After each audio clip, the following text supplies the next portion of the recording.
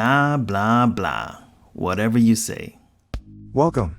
And today we'll dive into a couple of great malicious compliance stories and their reactions. Coming up we have: I can't order a drink you're advertising and have open ingredients for. Fine. Then. Sorry, you revoked my overtime privileges yesterday. I just know you will like these stories, so this should be a fun story session.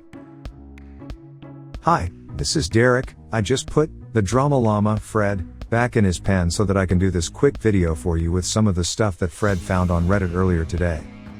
If this is your first time watching our videos, help me out by watching to the end, and then giving me some feedback in the comment area below. I do respond to every single one, so don't be shy. And if you want more of these videos daily, don't forget to like and subscribe, with notifications turned on for this channel. Oh boy, let's get ready for some malicious stories. NoFinger2501 posted: I can't order a drink you're advertising and have open ingredients for. Fine. Not sure if it fits in here or there is a more suitable sub, but here goes. I'm in the UK and was with friends at one of the main coffee shop brands. I won't say which one, but it's similar to Costa-Lot. It was a few days after Christmas last year, important for later. When I was served by the barista, it was obvious I was going to have an experience. This guy acted haughtily and spoke to people with a sneer. And came across like he considered himself a prince amongst men. He had a long floppy fringe that he kept brushing out of his contempt-filled eyes every few seconds. He clearly didn't want to be there or deal with the likes of me. Awkward for both of us. It was a two-man team, so a barista would take the order and make the drink. So he had to make whatever anyone ordered. It was very early January, and the shop still has advertisements up for Christmas seasonal drinks. I'm a fan of uncommon flavored coffee or hot chocolate. And said shop was advertising a Black Forest hot chocolate. Black Forest is basically dark chocolate, black cherry and cream. I ordered one and the barista looked me up and down and sneered. That's a Christmas drink. Me. Yes. Barista, it's after Christmas. Me. Yes. Barista, smirking, so I can't make you a Christmas drink. Me, but you're advertising it? And you still got the ingredients open behind the counter. This drink is basically a shot of the flavored sauce, hot chocolate, and cream on top. It's not that onerous or taxing to make compared to a normal hot chocolate. It's literally a normal hot chocolate with a flavor syrup put in. Barista, sighing and rolling his eyes. It's not available right now. I wondered if he was being a tool for some unknown superiority complex. Was being lazy and didn't want to make this beverage. Or if there really was some directive. So I threw up a weather balloon question. Me, okay fine. In that case, would I be able to buy a single shot of a flavored syrup please? It says they are 35p on the board. Barista, dismissively, I don't see why not. Me, and I order a shot of the black cherry syrup there, but in a medium-sized takeaway cup. Barista tuts and silently turns, gets a shot of said syrup in a cup for me. And contemptuously places it in front of me. Anything else? He sneers. Cue my malicious compliance. I slide cup back to him and say, can you make a medium hot chocolate in this cup for me please? And stir it well before you put the whipped cream on top. Barista grimaces and realizes that I've followed his instructions completely. And still got myself a Black Forest hot chocolate. I stand and watch him make it, which he does with the most reluctant and bitter energy imaginable. For the record, it was pretty good. What are your thoughts on NoFinger2501 story? Please share in the comments below. Here's how some Reddit members reacted to this story. No Merkles reacted with: I live near San Francisco, and used to be a barista. You can't turn around without running into a coffee shop with this guy in it. I think there's an entire chain here that specializes in that guy. Except they refuse to make you anything. Except black coffee that literally takes 8 minutes to make for 1 cup. I am so confused by that. I would love to know what happened to make it so hard to just get a cup of drip coffee. Where I put my own cream and sweeteners into. And I'm a driving instructor, so if I'm teaching in SF that day, it's all but impossible. It's either Starbucks with no parking, or it's ultra pretentious snobby coffee. That cost me a month's paycheck and comes with a side order of attitude. Photo Louise reacted with: PB, it's after Christmas. I'm Eastern Orthodox. Are going to pull that religious discrimination poop on me? Ginger Penguin reacted with, I used to frequent that chain and that was my go-to evening drink. Lol. My local one would happily do Christmas drinks all year round so long as they had the flavors. It just doesn't make sense to refuse to make a particular drink if you have everything for it. Maybe there are special prices for holiday drinks so there's an upcharge outside the season. But to refuse outright is obtuse. KXO reacted with, I've done the same with the same drink before. But I've asked for it and the staff always tell me it isn't on the menu, but since they have the syrup, they can do it anyway. Sounds like Prince Barista was just a waffle-head poopy face. Yeah, sadly. I've worked in customer service so I appreciate seasonal stress or annoying customers. And am conscious not to be one of those myself. But if you don't want to serve people, why serve people? What a bunch of great reactions. Now on to the next story posted by Hey Pesky. Who posted? Sorry, you revoked my overtime privileges yesterday. This was several years ago when I worked at a redacted big-name coffee shop. My shift was 5 a.m. to 1:30 p.m. And often around 1 p.m. giant groups of kids on school field trips would come through the area. This was a coffee shop located in a major CA city, very close to a bunch of museums. I had been working a lot of overtime because of it, to help my coworkers through the rush. I got written up by my supervisor for doing too many overtime shifts without approval. I was explicitly informed to not work overtime again. I had lost overtime privileges until corporate deemed I could have them again. And working overtime again prior to that would result in further disciplinary action. The day after I was written up, right as my shift ended, 3 big buses full of kids unloaded and filled the shop. At 1:30 p.m. on the dot my watch alarm went off and I went to go clock out. The store manager who wrote me up the day prior said, "Wait, where are you going?" I reminded her that I'd lost my overtime privileges. Clocked out, retrieved the shift drink I'd made for myself right before the rush, and left. The next day I was informed my overtime privileges had been reinstated. Whoa!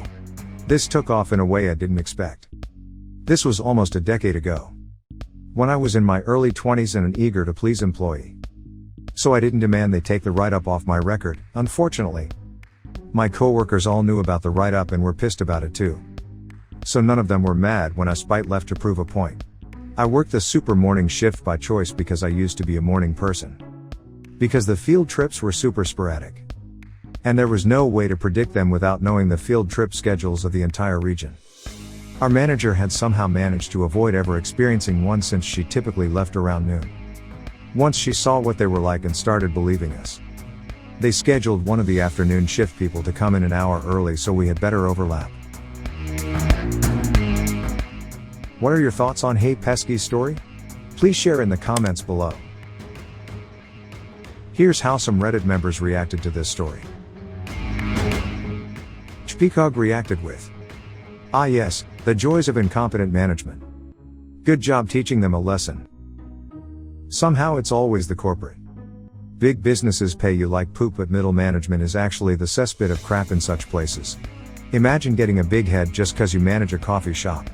Edited, not everyone in middle management is a pecker. My comment was specifically about people like ops manager who get a big head. Because they manage a coffee shop. I have what I think is an important job, but my head is smaller than my balls. I read somewhere that in big businesses they give middle managers unrealistic goals. Like perform 3x the work without any overtime or new hires. And if the goals aren't met they will punish or even fire the manager and get a new one. There is zero sympathy from corporate. They simply set a goal and expect the manager to find a way. And will not accept when the manager says it's not possible. The end result is often that the managers wind up doing unsavory and possibly even illegal things, like forcing people to work off the clock. Corporate doesn't see anything wrong with this. They got the results they wanted. And they're not down in the trenches to see what it's doing to people. If corporate finds out there's unsavory things being done, they blame middle management and get a new manager. They keep doing this until they find someone who will get them the results they need. Without getting caught doing anything illegal. That's all they care about, results without repercussions. Hate the system, not the middle managers. Yes, some managers are poop people. But the system ensures that crappy people get into that role. All of the people with honor and compassion have either left the system or were chewed up. and spat out so many times that they are a shell of the person they once were. Bandit Foo reacted with, "Who do you think you are? Helping out coworkers and doing more work than you should. Your manager probably. Usually more, how dare you cost us time and a half, in my experience." To be fair, to some degree it is the job of a good manager to keep overtime at a minimum. If employees constantly have to do overtime, you don't have enough employees, since you usually don't want to burn out the employees you have. It's totally in your interest as manager to not let them overwork themselves. True, but it's the job of the whole management chain, not just the immediate manager. I can definitely see this as the direct manager being told your location pays too much overtime. As well as no, of course you can't have more staff. The only way to fix both without some common sense infecting the higher-ups is maybe to shuffle shift timing to have fewer staff on during quieter hours and more overlap during rushes. Happy Reddit Gifts reacted with, "It was only the right thing to do. After they wrote you up like that without even studying why you had to go on overtime." Sir Slick Rock reacted with, "This right here. In a myriad of situations my bosses or colleagues, both former and a few current, catastrophically fail to see why things get done in certain manners, ways or timeframes. Yet they want to micromanage. Or fix a situation but make everything worse, especially for the client. Or let the customer alone for people that work in that section or area. It really burns me up when they then make it seem like it's your fault. When they force their hand with said bad and stupid results after the fact. I am now obsessed with how close the words curtain and certain are to each other, thanks." Yeah. A good manager acts as a buffer between his manager and those he manages. His first action should have been to simply ask Op why he was working so much overtime. He can then take a look at how busy things are at this time to decide if Op was correct to stay or not. If so, it's now the manager's job to either rework the schedule such that overtime is not required, or inform his bosses that they either need to hire more people or pay for overtime. Wiger reacted with, "The correct response would have been to sit and finish your drink as slow as possible inside the store watching the poop storm go down." A tempting idea, but there were like 3 dozen high schoolers in the store I needed to get out. Donya. Id Trump reacted with, "You were supposed to clock out and still work. Like a doormat of easily abused employee. Good job not doing that." And finally, Sardonic at Best reacted with, "Not in my house. If you're punched out, get off the floor. Otherwise you're a liability, and if you get injured try explaining to the workman's comp how they should cover wages for an injury sustained while not on the job. I keep telling my staff to not even punch out until their pocket and bag checks are done."